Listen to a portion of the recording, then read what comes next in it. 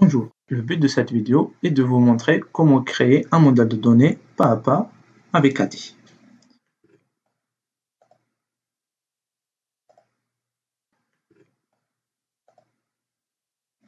Donc pour cela, j'ai choisi une liste de commandes. Donc sur un jeu de données que j'ai nommé commande. Donc, ce jeu de données contient l'ID de la commande qui est de type integer, les montants de la commande qui sont en décimales, le nom du client, c'est des strings, le nombre d'items, la date début, donc la date de la commande, et enfin le canal de vente qui représente 3 différents canaux de vente, donc soit boutique, télévente ou bien internet. Donc le but c'est d'adapter notre modèle afin de visualiser les différents indicateurs sur notre dashboard, comme par exemple afin d'avoir le nombre de commandes par canal de vente dans l'année. Et pour cela, nous avons besoin d'une entité de type canal. Ou bien, par exemple, afin d'avoir le nombre total de commandes passées chaque heure. Et pour ça, nous allons créer une entité qu'on va nommer globale. Donc, on aura plusieurs indicateurs qu'on va définir dans nos dashboards. Donc, nous allons dans ADI afin d'avoir un schéma qui représente notre besoin. Donc, mais avant de créer nos modèles, on doit d'abord structurer notre travail. Et pour cela, nous allons créer des spaces qui représentent des espaces définis et qui permettent de catégoriser les composants de l'application. Pour aller au space, donc on clique sur Configuration, Space. Donc là, on peut mieux catégoriser nos spaces. Par exemple, on peut créer de nouveaux spaces, on peut renommer les spaces déjà existants. Par exemple, on va renommer quelques spaces. On va commencer par modèle. On va appeler FRM modèle. Cliquer par modèle. On clique sur Save. Par exemple, initialiseur, on fait la même manipulation. On le renomme avec FRM initialiseur. On fait Save. Rythme. On fait FRM rythme. Et on fait les mêmes manipulations avec intégration. Intégration. On fait FRM. Intégration. On clique sur Save. On crée une nouvelle space qu'on va nommer FRM Fetch. Donc là, on a nos spaces pour mieux structurer notre travail. La deuxième étape, c'est de créer les rythmes. C'est quoi les rythmes? C'est des rythmes, ils permettent à l'application, pour un intervalle de temps, par exemple, de rafraîchir les dashboards ou faire des calculs. Donc, pour paramétrer les rythmes, on clique sur rythme, on crée du nouveau rythme. Donc, par exemple, on crée des rythmes et là, donc, on va stocker ces rythmes dans l'espace FRM rythme. Par exemple, on va créer des rythmes chaque minute. Pareil, dans le space rythme, on va créer des rythmes chaque une heure, par exemple, pour avoir le nombre de commandes passées par Internet chaque une heure. Donc, ce rythme va nous permettre de mieux paramétrer notre dashboard pour avoir cette visualisation. Donc, on crée sur Create, on rajoute d'autres rythmes, par exemple, chaque mois.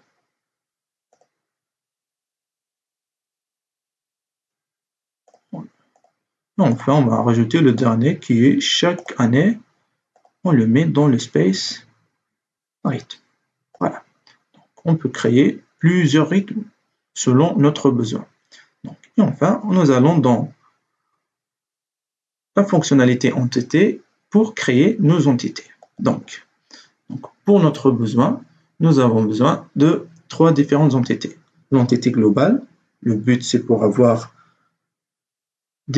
faire des agrégations sur l'ensemble du jeu de données, pour avoir le nombre total de commandes passées chaque année, chaque heure, selon le besoin. La deuxième entité qu'on va créer, c'est l'entité commande. Et enfin, on va créer la dernière entité, c'est le type de canal pour faire des opérations ou d'agrégation par les différentes canaux qu'on a. Donc, on commence par la première entité qu'on va nommer globale. Donc, pour cela, on clique sur New Entité, on choisit monodimensionnel, on crée sur Create. Donc, l'entité, on lui attribue le nom global. Pour le space, on va choisir le FRA modèle. La description, c'est entité globale. Et le type, pour le type, on a deux types de entités. Donc, soit configuration ou bien transaction. Donc, pour les configurations, ce sont, d'une manière plus générale, des types qui ne changent pas avec le temps. Ce sont des entités statiques. Donc, et pour les transactions, c'est lorsque les instances seront dynamiques, c'est-à-dire qu'ils seront modifiés à travers le temps. Dans notre cas, global ne change pas, elle est statique. Donc, on choisit configuration. Après, on doit rajouter des attributs pour cette entité. Pour ça, on clique sur Attributes. On vient dans la liste reliante New Attribute, on clique sur Observed Attribute. On crée l'attribut ID dans le space FRA modèle de type string. Pour le rythme, on le laisse de type none et la description, on la nomme ID of global.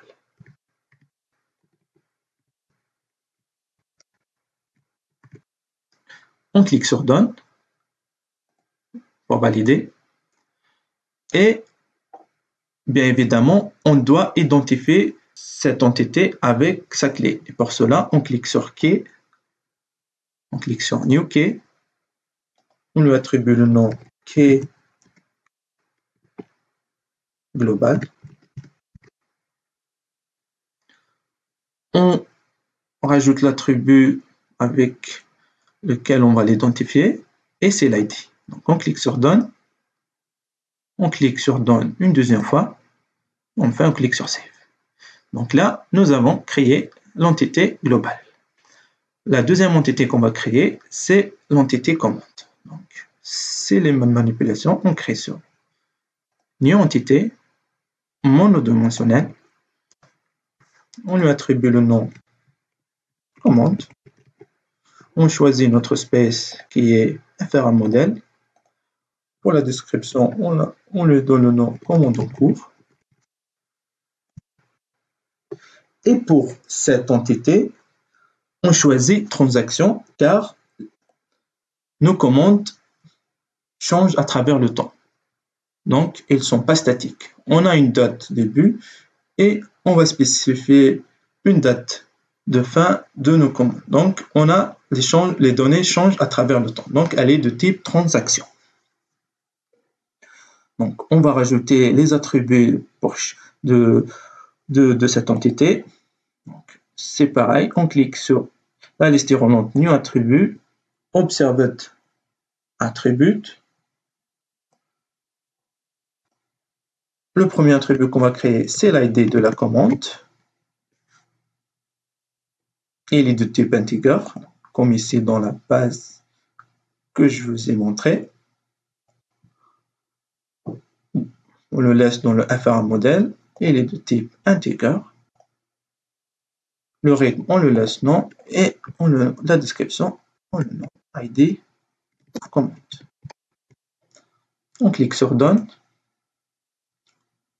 On rajoute un deuxième attribut qu'on va nommer le nombre d'items. Il est de type integer. Le rythme, on le laisse non, c'est le nombre d'articles. Et on clique sur Done. Nous avons besoin aussi du montant et le nom du client. Donc, on va rajouter un attribut qu'on va appeler montant. Et il est de type décimal.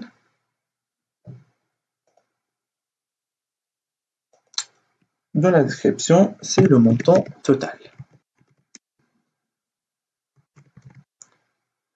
Et enfin, on rajoute le dernier attribut qui est le nom du client. Donc, on clique sur Observed Attribute. Nom. Il est de type string. Il est donc FR modèle. Et c'est le nom du client. Et on clique sur Done. Donc, bien évidemment, on va créer la clé de cette entité. Donc, on clique sur Key. On clique sur New Key. On la nomme Key Command. On choisit l'attribut avec lequel on va identifier notre entité et c'est l'ID. Et on clique sur Done. On clique sur Done une deuxième fois et enfin on clique sur Save.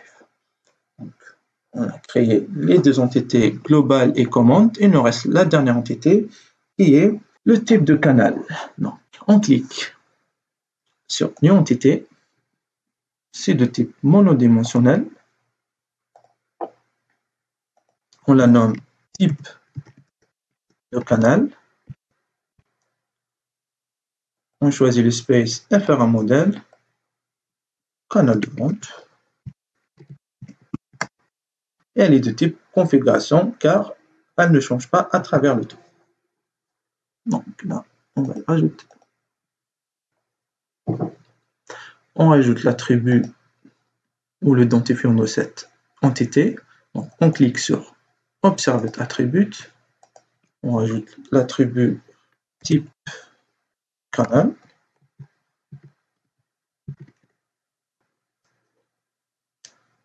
De type string. Et la description, pareil, on met type de canal.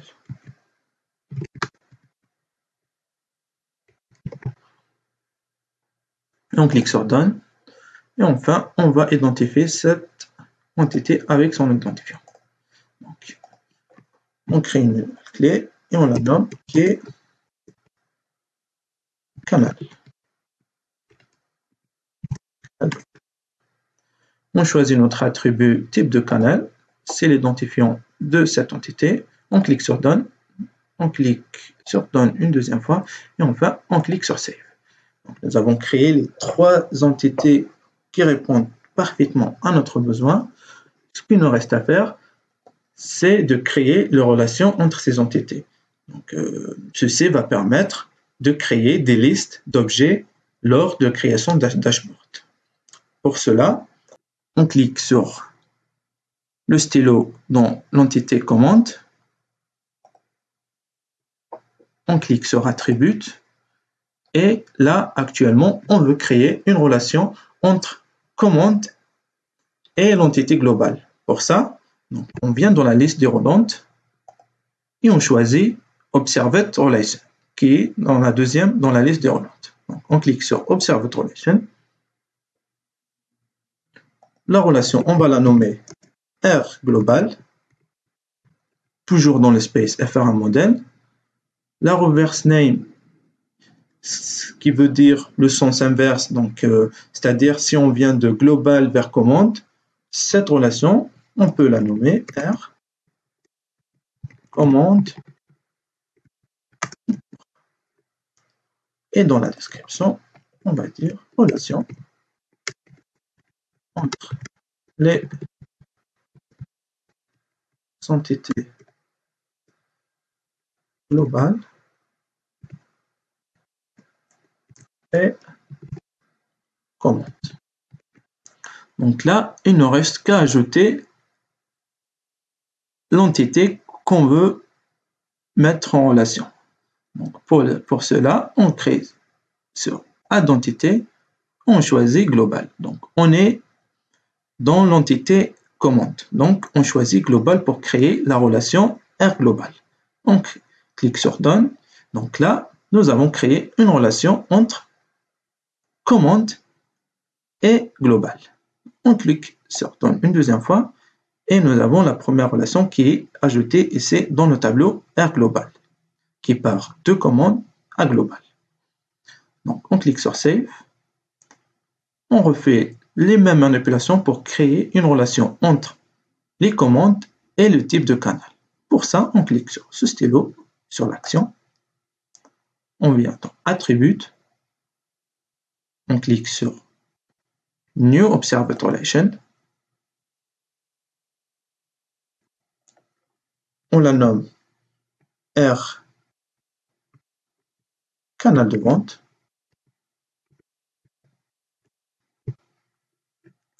Toujours dans le space faire un modèle. Pour le reverse name, on choisit R command.